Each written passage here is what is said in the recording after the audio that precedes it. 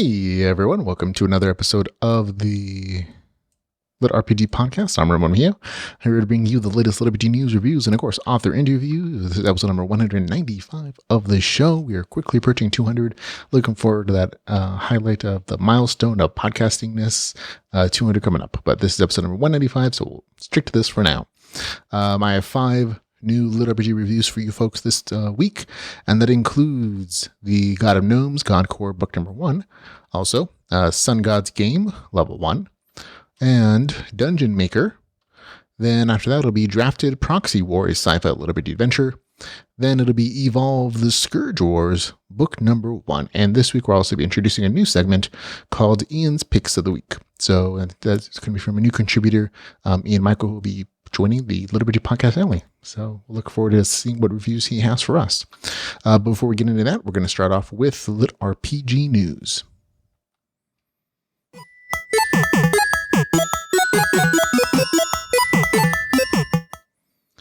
And in LitRPG news, we have a couple stories, including Magidome Books, publisher of many of your favorite Russian LitRPG titles.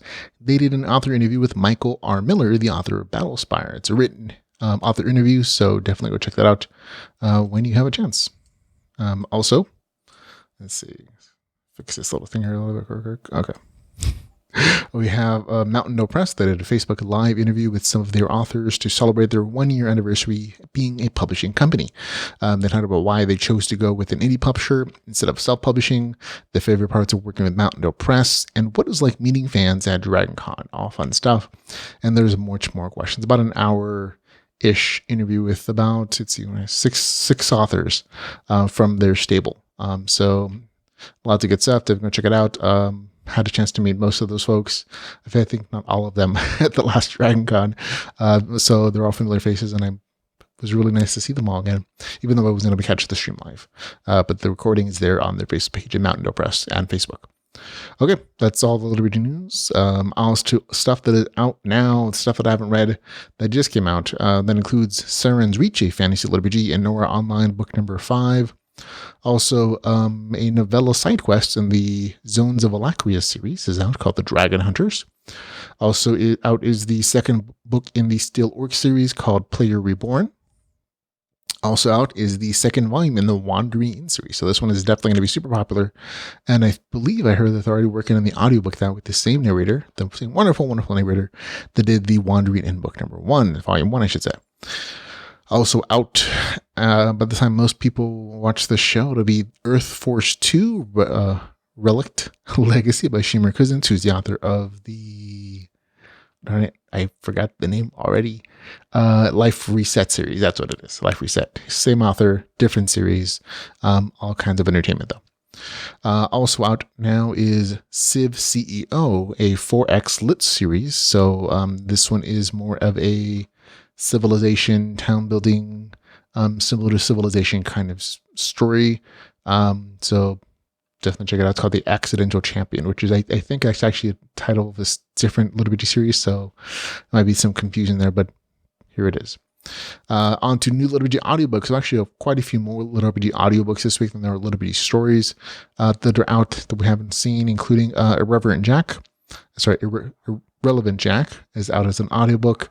Dungeons of the Crooked Mountains Underdark series, book number 1, is out as an audiobook. Also, The Azure Warden, a LitRPG saga.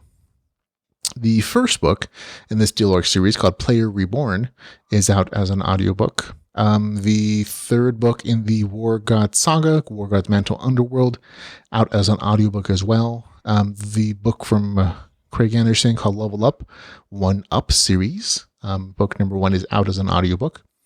The second book in the Firebrand series from the Meridian Gate Online side story called Ember's Rebellion is out as an audiobook as well. So all kinds of great stuff that came out as an audiobook. So audiobook fans have something to look forward to. Okay, on to upcoming LitRPG. This is just where I read off a bunch of titles, but there are some new additions to this list, but feel free to skip ahead. First up is on October the 11th, it'll be Galax Sec, a sci-fi LitRPG series from the Skeleton in Space series, the second book in that particular series. So it's literally what it is, a skeleton in space, on the space station, on a ship. Entertaining. I enjoyed it. I'm looking forward to reading book number 2.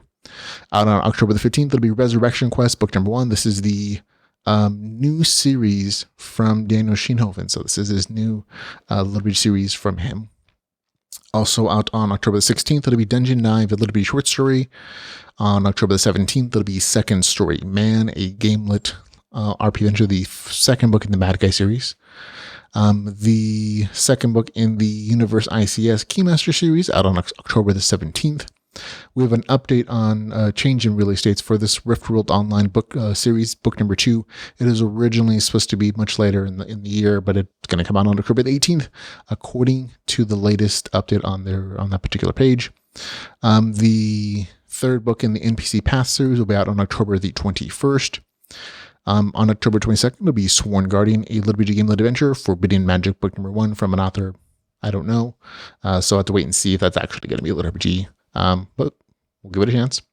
On October 23rd, it'll be Reality Benders, book number 5, A Jump into the Unknown. On October the 25th, it'll be Mythian, Chronicles of Ethan, book number 1. This is apparently a new book from the Mountain Dew Press Group. So new author, new series. It does say that it's LitRPG on the novel description. So we'll look forward to reading that on October 25th. October 29th, it'll be Silver Peaks, Sky Realms Online, book number 2. October the 30th, the fourth book in the Limitless Land series will be out, called Opposition. October the 31st, it'll be Varnoth, The Black Blade, book number 2. On November the 1st, A Dark Path, Grimdark, LitRPG. November the 4th, rather. It will be The Way of Deception, World of Kark, book number 2. On November the 7th, it's going to be Avatar of Light, Interworld Network, book number 2. November the 11th, The Last Time Loop, book number 1. November the 22nd, Dragonheart, Blood Will, book number 3.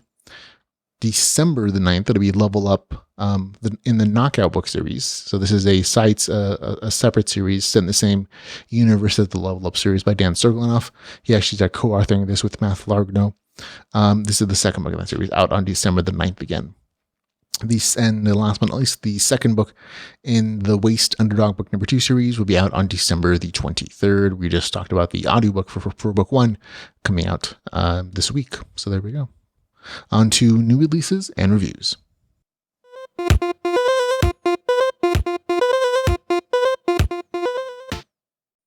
And first up, we have God of Gnomes, God Core. Number 1, a dungeon core LitRPG, written by Demi Harper, produced by Portal Books. It is 485 pages, $4.99. It is available on Kindle Unlimited. And here's the author's description.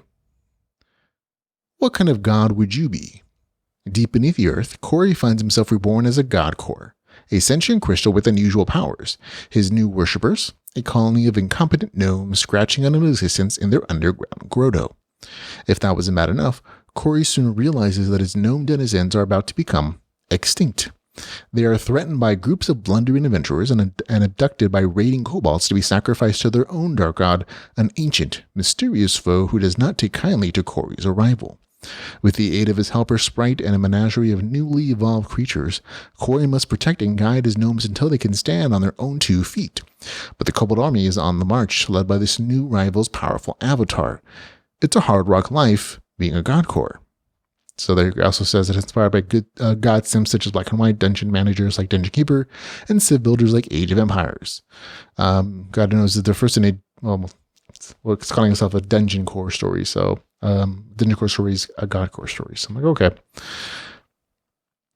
This is a LitRPG story that combines the dungeon core mechanics with town building, community building mechanics from god games like Black and White. The reference to the series are fairly obvious if you've ever actually played those games. You'll see similarities in game mechanic styles and conflicts in the story. It's essentially about a reincarnated core that is not a dungeon core, rather, but a god core who has the power to build up and advance a species of gnomes. Only it's not as easy as just assigning everyone jobs and making buildings.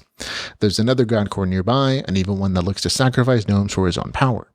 The game mechanics and story are actually rather detailed, with lots of descriptions of the god core powers, things like forcing, the ability to create minions and evolve them, building buildings, creating jobs options, or advancing the culture, tech, and magic trees of this community or this race of gnomes. And there's more.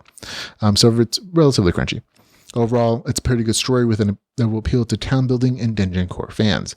It cycles building, expansion, evolving creations, and then combat as humans and the other god core tries to invade the gnome territory. And it's a cycle where it's all like town building and dungeon core stuff where you're like making traps and evolving monsters, and then it's some conflict of some way or another, some action, and then it cycles back to the other one, and then it goes around in circles for the entire story. It is an entertaining cycle of action and community development. So if that's what you're into, if you like that stuff, great. I think you're really actually going to enjoy this quite a bit. Me, I've read this kind of story before. I've read a ton of dungeon core novels, and the only thing that the story's kind of bringing to the table that's new is the inclusion of evolving a culture and bringing in those kind of god game perspective kind of mechanics. Other than that, though, it does feel very similar to a lot of other dungeon core kind of stories and novels. So it's not really bringing a ton new for me. But again, if you really like town building aspects in your dungeon core stories, you're going to like this, and this is going to be entertaining for you. It was for me. I get score 7.5 out of 10. God of Gnomes, God Core number 1, a dungeon core LitRPG with a score of 7.5 out of 10. And up next, it's Sun God's Game, GameLit, LitRPG Level 1, Euryale's Maze, The Wildlings of Belangmore, GameLit LitRPG Book number 1, written by Arwen Chandler. Such a long title for this novel. It's 115 pages, $4.09, available on Kindle Unlimited. I'll read you the novel description. What would you risk for a new life? Born a have-not in a divided earth, Feyre Morrison does what she can to survive. However, living in a society plagued by interface addiction and ruled by Ranger Corps means much more than scrounging for food for survival. As resources thin around the globe, the elites have turned to the colonization of Belangmore, a planet promised to be the salvation of mankind. However, passage on the Galaxy Freighter only comes after surviving the game, and the game is exclusive. Elites can't play, have-nots are forbidden, until now. Desperate to travel to Belangmore, afraid to risk it all to lead a ragtag team of players into a world where the games are deadly and nothing is as it's seen. When the real world is falling apart, sometimes the only escape is a virtual one. So there we go. And it says very clearly, it's the first book in the Wildlings of Belangmore series and is a GameLit LitRPG novel. Here's the truth. It is neither. I mean, I guess it could be technically called GameLit because there is a game in here somewhere, but it definitely is not LitRPG. There's no RPG progression at all in this entire novel. To me, I wouldn't call it GameLit just because there's nothing I mean, again, technically there is an artificial system here. There is a game aspect, but it's really not the point of the story. The story really does feel more like this cyberpunk story, coming of age kind of thing going on. The game itself is it's not really a video game or any kind of game system that comes from video game systems, more like a maze and a cyberpunk story where it's set in virtual reality. And just because the story is set in virtual reality doesn't necessarily qualify to be GameLit or LitRPG, but definitely in this case, it's 100% not LitRPG, even if you could qualify it as the farthest reach of GameLit potentially. It is definitely nowhere near LitRPG. There's simply no RPG progression of any kind, shape, or form. The story isn't poorly told. It isn't. It's just it's basically it's a cyberpunk story where there happened to be a contest. And it's set in virtual reality. For some reason, the author decided to tag this as LitRPG and GameLit, essentially not really understanding what those things are. Again, for me, it feels like it's a right-to-market attempt where the author didn't do the research to actually understand what GameLit or LitRPG was. And for that reason alone, it is not what it's saying it's going to be, and it didn't satisfy me as a reader. It's going to get a 4 out of 10 for me. Sun God's Game, not actually GameLit or LitRPG, level 1 with the score of 4 out of 10. And next up, we have Dungeon Maker by Nathan Valerio. Yeah. This is 281 pages, $3 even. It is available on Kindle Unlimited, and here's the author's description. Ace Cross is not your typical NEET, although he has all the makings of one and is a recluse. He is still a very outdoor type of person. One day he is killed by a truck, no less, even after dodging off the road. His soul was going to a white light in the sky, the sun, But before he could arrive, a magical circle appears and he's pulled in and given a second chance at life in a magical world, none of the most cliche tropes of anime, as a summoned hero. He isn't the hero, though, and he got the most uncommon hero class and something that has been extinct in all the nations, blocking the advance of the Demon Lord. That is, the Dungeon Maker. As a very unusual class that makes not only death traps but proper dungeons with ecosystems, this is the life of humanity's first Dungeon Maker in 1,000 years, since the Demon Lord War began.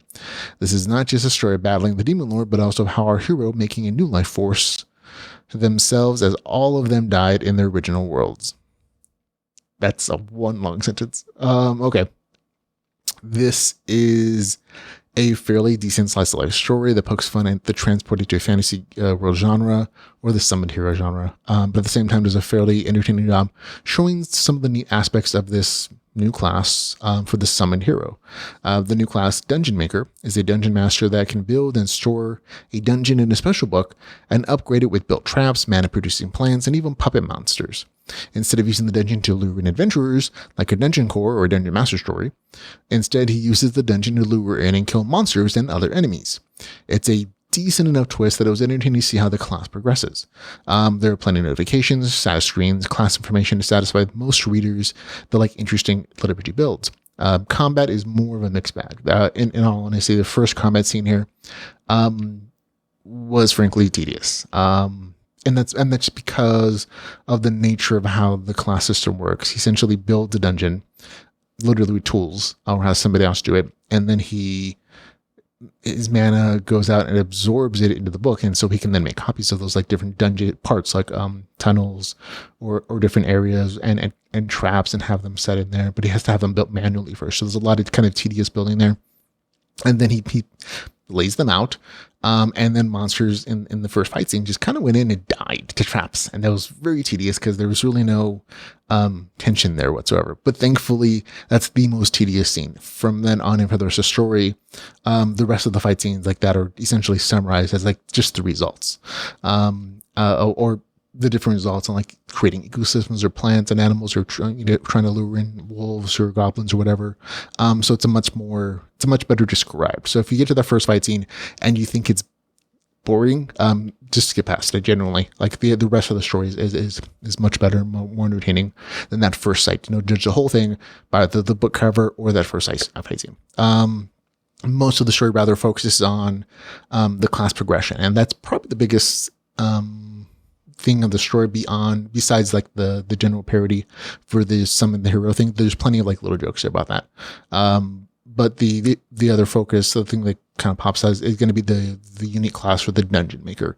It's just different enough from being a dungeon master or dungeon core that it feels a little bit different. And it was kind of neat to see again how that class progressed, what powers he unlocks, what kind of monsters are chosen, and just like the unpacking of that particular class as the story continues on. It was enough to keep me as somebody who likes crunchy numbers and interesting class builds entertained for most of the story. It is not like my favorite story. It's essentially a decent read. I had a good time with it. And again, I liked the kind of parody humor that popped up now and again, and seeing some of the tropes from a hero story, like just kind of, you seen the author kind of poke fun at that particular, genre of storytelling. It was entertaining. It was interesting, but it wasn't engaging enough that I'd read a second book though. So the first book is fine. Again, it's kind of a decent read. But it wasn't entertaining enough for me to want to pick up a second book in the series. And again, it's very slice of life, so there really is not an overarching plot for this particular book. I think there might be a series plot line, but the story really just follows the main character as he figures out his powers, makes fun of things, and goes in these little adventures using his powers to progress and strengthen powers and levels. So for me, it gets a score of 7.2 out of 10. That's Dungeon Maker with a score of 7.2 out of 10. Okay, next we have Drafted Proxy War, a sci-fi lit RPG adventure written by Adam Sampson. It is 269 pages, $2.99. It is available on Kindle Unlimited. Here is the author's description. When Peter finds himself on a strange planet, drafted into a war by alien abductors, his only goal is to be one of the few to survive the war and return to home. Peter is one of thousands who get abducted every year as payment to the aliens. The aliens have given humans portal travel, healing serums, and other advanced alien technology. The quality of life has improved, but everything has a price. Along with a group of strangers, Peter is trained for war by going up against literal monsters. The troll-like aliens won't give them modern weapons. Humans have to battle monsters with swords and shields, and that is just to get out of boot camp. His only chance to survive is to use the alien's device he is given. The device can increase his strength and speed to superhuman levels. It can even grant him powers that seem like magic. Complicating things is the device's interface, which is written in ever-changing alien language. He will have to figure out its secrets if he wants to keep himself alive and his team alive. This is a science fantasy novel with LitRPG elements. So there we go. Okay. The very beginning of this novel was actually very entertaining. I thought it was really nicely written. It was really engaging. I was really drawn in by the almost concentration camp-like tension that was here. And I describe it specifically that way because of how the humans are taken from their trains, separated from their children, and forced to fight or die by these alien overlords that aren't really speaking. And there's this like weird kind of grim and dark tension in this first part of the story. And I was really intrigued by that particular section. I was hoping that kind of tension would continue throughout the entire story. And unfortunately it's not. That is kind of a downside. Almost immediately after that first, like I said, rather engaging, entertaining beginning, the story takes a more predictable military camp turn. And that's actually talked about in the novel description. Getting out of boot camp. The main character and his group, in his boot camp training group, they learn about why they're taken by aliens, how they will, when this is told to them by the other humans who've already been taken in the past and are currently fighting for these aliens and training in this like kind of half-baked alien army. And they're taught about the RPG mechanics and progression system from the alien technology. There are a few action scenes in the first half, but they kind of lack variety, and there are sparse details about the progression system, and that's intentional in the story.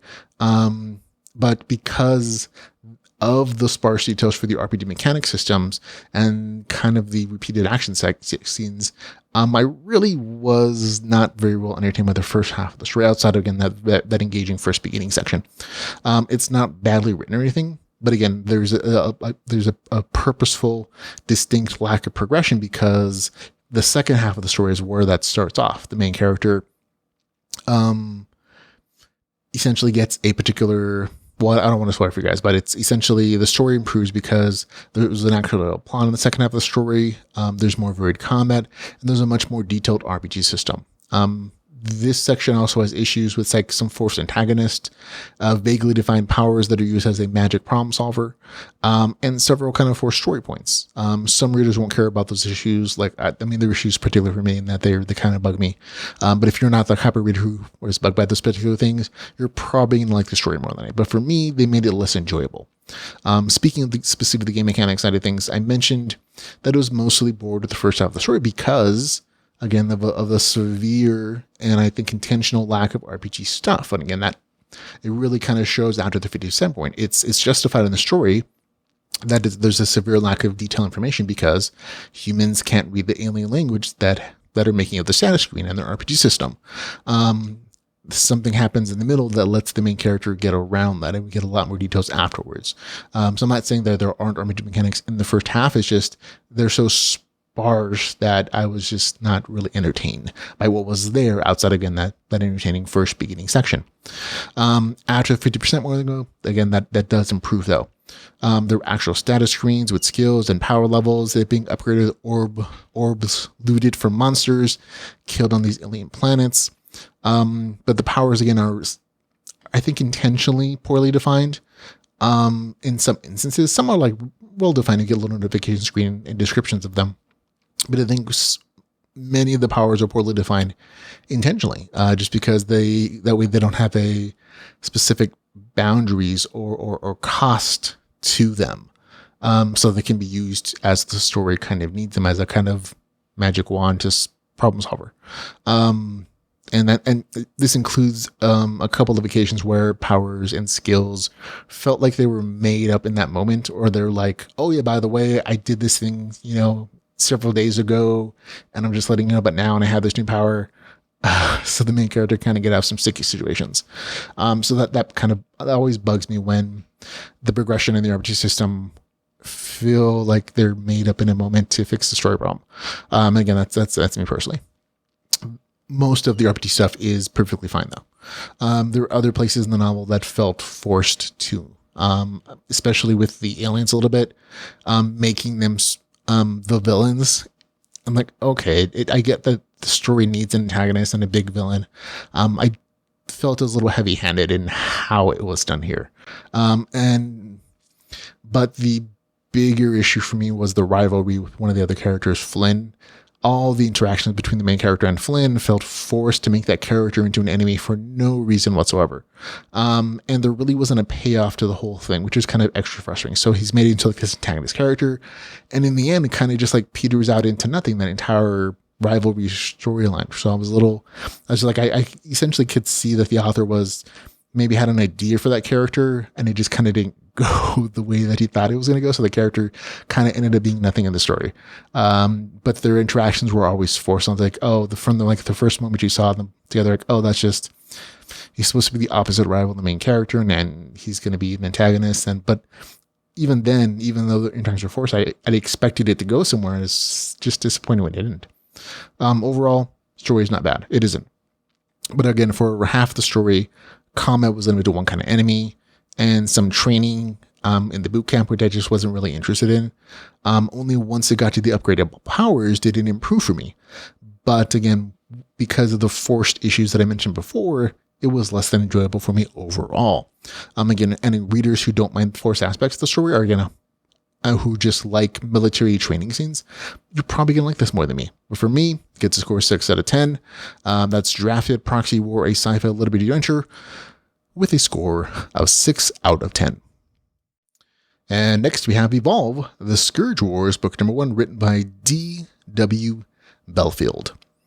It is 481 pages, $4.99. It is available on Kindle Unlimited. And here's the author's description. Jonathan Slate, former Marine infantry officer and the governor of Texas, has just won his bid for the presidency. When an assassin's bullet takes his life during his victory speech, he is conscripted from the afterlife by the Lord of Light, Lucidus. Slate is thrust into a game-like world of Somnium, where he has been reincarnated into the body of a parasite and given one mission: evolve or die. If he can channel the monster inside and utilize his military and political experience to establish Lucidus's personal army, the Scourge, he might have a chance to evolve before his many enemies find him and send him into a permanent death.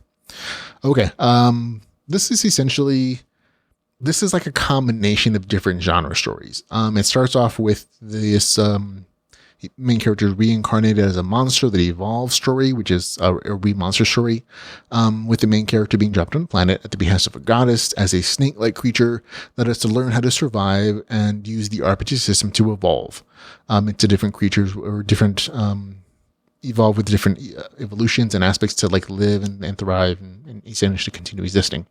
It then shifts into something like the invasion of the body snatcher with like some definite gory action and horror. And finally, after the midpoint of the story, the novel shifts into one final time into city building and expansion with notes of the Zerg from StarCraft. So if any of that seems interesting to you, pick this up, because I actually thought it was interesting. Personally, I was most interested in the first two parts of the novel. The Remonster evolution part, I thought it was really well written. I thought the actual evolution description of being a creature was entertaining, but I already like those kind of stories, so I was already kind of the audience for that. The second part, where it's almost this invasion of the body center kind of vibe to it, I thought was really neat too. And like I said, some of the deaths and murders there were especially gory. I was like, I'm not really generally into horror, but this is from the monster's perspective, so it's not really horror from their perspective, right? So it was interesting to me. But once it got to that third phase of the novel, it kind of loses me a bit because it veers into well-treaded territory. And not that it's poorly written or anything. It's not. It's just that portion of the stories, I felt like, I read this before in other novels. It deals with kingdom building, which are kind of they're not the most detailed aspects of the story, but you can definitely see notes of like, oh, some of this stuff is pulled from StarCraft or like inspired by StarCraft and the Zerg from that particular one of the factions from that series. And you can see a lot of like nods to that. And if you're entertained by that, great. Me, I'm not as into StarCraft, so I looked him like I was like, oh yeah, that's right. This other reviewer mentioned this. I was like, that's totally true. But from that point on, it feels a little more familiar in that there's just like there's regular action, there's regular expansion, and there's a goal of like expanding the Scourge's territory. And it's not poorly written or anything, but again, it didn't feel as original as the first two portions of that novel. Like the first two portions that I mentioned earlier, like those were definitely more of a highlight for me because they felt like things I hadn't read before. So there's that. So there's kind of an interesting balance of how I was entertained. On the RPG side of things, it's well thought out, nice evolutions. The evolutions in the later part of the story, after the 50% mark, they didn't feel as important as they were to the survival of the main character in the first portions of the story. Not to say they're bad or that they're not well planned or intricate to the story. They just didn't feel as important. Like I felt like if he didn't have those evolutions, he still would have survived some way in the story. But without those evolutions in the first half of the story, no way, not whatsoever. That was a key part of that plotline and the everyday survival of the main character. The Citadel aspects again aren't particularly detailed, but again, nice nods to other things. Overall, interesting story it is. But I was more intrigued by the first half than the last half. Mentioned why already. There are a few points where they actually feel a little more forced, but other than that, like I said, an interesting story overall. Not bad. I was just more interested in the first half because again, it felt a little more original. For me, good score of 7.3 out of 10. That's a good score, entertaining score. That's in a good range. But again, just wasn't as invested in the second half as it was in the first half. Let's Evolve the Scourge Wars book number 1 with the score of 7.3 out of 10. Okay, and now we're actually going to go on to our next segment, which is a new segment for this particular podcast. We're going to call it Ian's Picks of the Week, I should say. Ian Mitchell is a longtime LitRPG community member. He actually reads and reviews almost as much as I do. He's catching up to me on those Amazon reads, though. So we're always kind of in this kind of unspoken competition, which I'm kind of barely winning right now. But he's actually nice. And this is the story. I've gotten like super busy with new kid, family, just living. I write for a living now as a LitRPG author, and I do the podcast, and I'm still trying to read as much LitRPG as possible. But my amount of time that I can devote to reading everything in the genre, especially with all the new stuff coming out, is super limited. So I've been looking for some help in trying to get as many LitRPG reviews done every single week. And Ian happens to read as much as I do. So I approached him and he said he'd be more than happy to help out and contribute and become a reviewer for the podcast. So we gave him his own segment and he's actually going to be contributing LitRPG's reviews on a weekly basis. And this is the week we're starting out. So thank you, Ian, for becoming a member of the community and for becoming part of the LitRPG podcast family. And I've always respected his reviews when I see them online, and they're usually well thought out. Even though we sometimes differ on our opinions, and he has a much smaller reviews, I've always appreciated his point of view. So I absolutely respect, which is why I approached him in the first place. So we're going to go into his reviews and Ian's picks of the week. So here we go. First up is going to be The Crafter's Defense, a Dungeon Core novel. Dungeon Crafting book number 2. This came out recently. I wanted to read it so badly, but this is again the reason that I like having Ian on the team now is that I couldn't review it. I just didn't have time. And I know every single week coming in the future, there's more LitRPG and I might never get back to it. But Ian read it, so we can still cover it. He can still get a review, and we can still put it in our LitRPG database. And so here's his review of that novel. He says, I appreciate having a complete adventure. The pacing isn't too fast. I would like a little more about the core's personality. I had a good time reading this one. So 8.2 out of 10 stars. And he's actually translated his reviews to coincide with our out of 10 review database. So there we go. That's his review of the Crafter's Defense. He liked it. After that, it is The Heroic Villain, number 2. He gives it 9 stars out of 10, 9 out of 10. And here's his review I hope I'm not doing his other books a disservice. I think this is my favorite of Charles Dean's books so far. The pacing was great and was interesting and varied from the very first page. Bravo on such a well-executed book. Heroic Villain 3 is now on my read this first list. Oh, and if you like this, go check out The Bathrobe Knight. That's fun too. So there we go. And his last review for the week is going to be The Dark Wizard's Case. Again, another novel I wasn't able to get to this week, but it came out. So I'm glad that he had a chance to read, because we can add this book to our database as an actual review. Here's his review. He gave it an 8.5 out of 10. Great world building and a wonderful MC. Great big battles, fun with necromancy, a bit of a mystery with a twist, thoroughly enjoyable reading. I'll be willing to call it light LitRPG, since there's a fair number of system notices, usually when he's casting a prohibited spell. They have a magic level and a ranking system. There were some signs of progression. They can do a type of identify. They can get info on cast spells. So there we go. I actually read the very beginning of this novel personally, and it definitely has this more of an urban fantasy kind of vibe, mixed in with an augmented reality kind of interface, where you're getting notifications about people's level, their spell levels, their mana, their race, that kind of stuff. And apparently that it's a more of a much lighter lit RPG system than virtually anything you might have read before. And any Hakuban is really about kind of the aspects of it. But again, very light progression, very light LitRPG, so be aware of that. This is more of an urban fantasy kind of vibe to the story.